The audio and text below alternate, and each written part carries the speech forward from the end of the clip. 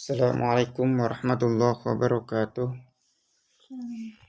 A'udzubillahi minasyaitonirrajim. Bismillahirrahmanirrahim. Alhamdulillahirabbil alamin. Wassalatu wassalamu ala sayyidina Muhammadin wa ala alihi washabihi ajmain. Amma ba'du. Alhamdulillah, puji syukur kita panjatkan kehadirat Allah yang mana senantiasa telah memberikan karunia kepada kita sehingga alhamdulillah kita bisa melaksanakan rutinitas kita, yaitu membacakan hadis Nabi setiap pagi, dan juga salawat beserta salam kita limpahkan kepada Nabi Muhammad SAW. Ya, mudah-mudahan kita semua mendapatkan syafaat yaumil qiyamah. Amin. Alhamdulillah, ikhwan fillah rahimakumullah, kita lanjutkan pembacaan hadis ke-8. Padamkan api yang membakar dirimu dengan sholat. Nah, ini masih tentang sholat atau keutamaan sholat. An Ibnu Mas'ud radhiyallahu anhu an Rasulullah sallallahu alaihi wasallam annahu qala yub'asu munadin inda hadratin kulli sholatin fayaqulu ya bani adam qumu fa'atfi'u ma awqadtum ala anfusikum fayaqumuna fayatatahharuna wa yusalluna duhra fayughfaru lahum ma bainahuma fa idza hadaratil asru fa mislu zalika fa idza hadaratil maghribu fa mislu zalika fa idza hadaratil atamatu fa mislu zalik fayanamuna famudliju fi khairi wa mudliju fi sar. Rawahu Tabrani fil Kabir.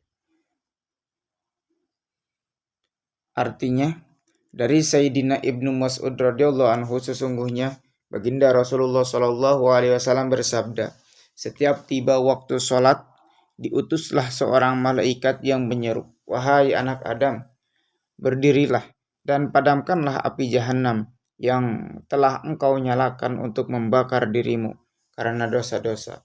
Orang-orang salih berdiri dan berwudu, kemudian mengerjakan sholat zuhur, maka Allah Subhanahu wa Ta'ala mengampuni dosa-dosa yang terjadi di antara dua sholat, dari subuh sampai zuhur. Begitu pula jika tiba waktu asar, maghrib, dan isya, ringkasnya setiap waktu sholat terjadi seperti ini.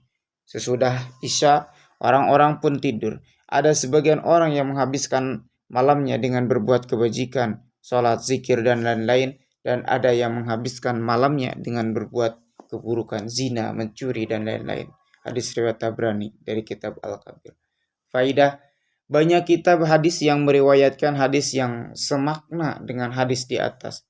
Sebagaimana penjelasan yang lalu, berkat kasih sayang Allah Subhanahu wa Ta'ala, dosa-dosa diampuni dengan sholat karena di dalamnya terdapat istighfar. Oleh sebab itu, ampunan ini mencakup dosa kecil ataupun dosa besar dengan syarat benar-benar ada penyesalan dalam hati atas dosa tersebut.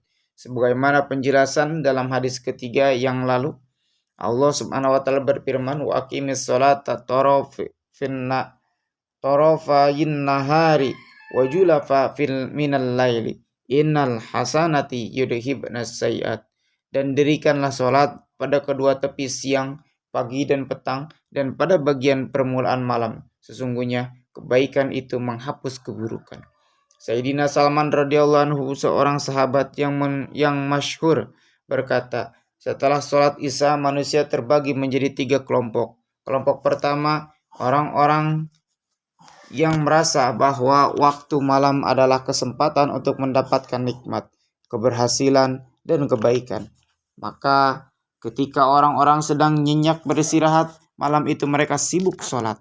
Malam itu akan menjadi malam yang penuh pahala baginya. Kelompok kedua, malam itu menjadi azab dan bencana bagi mereka. Mereka merasa bahwa waktu malam merupakan kesempatan baik untuk berbuat dosa. Malam itu akan menjadi malam bencana bagi mereka. Kelompok ketiga, mereka yang setelah sholat isya langsung tidur. Malam itu tidak menjadi keberuntungan ataupun bencana bagi mereka. Mereka tidak memperoleh apa-apa dari kitab Darul Mansur. Nah, ikhwan fillah rahimakumullah, alhamdulillah hadis ini sudah kita dengarkan. sama-sama betapa pentingnya kita melaksanakan sholat, karena sholat bisa memadamkan api, karena sholat bisa membakar dosa-dosa kita, karena sholat bisa menghapus dosa-dosa kita yang lama. Dan juga Musonib di sini menjelaskan ketika malam penuhilah kita dengan sholat, karena itu adalah salah satu waktu kita untuk bertakarub kepada Allah. Karena di sini Musonib mengatakan ada 3 kelompok ketika di malam hari. Satu kelompok yang benar-benar memanfaatkan waktu malam dengan berbuat baik, yaitu melakukan sholat, melakukan istighfar, zikir, dan lain sebagainya, takarub kepada Allah. Di manakala orang-orang pada tidur, di manakala orang-orang pada istirahat, tetapi ada sekelompok orang yang mana dia bersibuk dengan mendapatkan pahala. Konsentrasi terus penuh dengan mendapatkan pahala. Dia bertakarub kepada Allah Subhanahu wa taala, dan mereka adalah orang-orang yang bahagia. Dan yang kedua, ada juga kelompok yang menjadikan malam itu kesempatan berbuat buruk dengan mencuri, berzina, berkelayapan yang tak jelas, dan lain sebagainya. Mereka adalah orang-orang yang bencana bagi mereka, malam yang bencana bagi mereka, yaitu menggunakan malam sebagai kesempatan yang tidak baik. Dan juga ada yang ketiga, golongan yang memang dia acuh tak acuh. Setelah melaksanakan sholat isya, dia langsung tidur, tidak mempedulikan pahala, ataupun dia tidak melakukan dosa. Dan mungkin ini adalah kebanyakan manusia, termasuk kita yang harus introspeksi apakah seperti atau tidak. Yaitu setelah sholat langsung tidur, bangun ketika subuh tiba, tidak melaksanakan apapun, tidak sholat, tahajud, ataupun tidak yang lainnya. Maka dari itu, ikhwan fillah rahimakumullah, kita sebagai umat manusia dan juga sebagai umat muslim, maka pergunakanlah waktu kita dengan sebaik-baiknya, yaitu dengan menggunakan kesempatan di malam hari untuk berbuat baik. Alhamdulillah, di sini sudah kita dengarkan, mudah-mudahan bermanfaat bagi kita semua.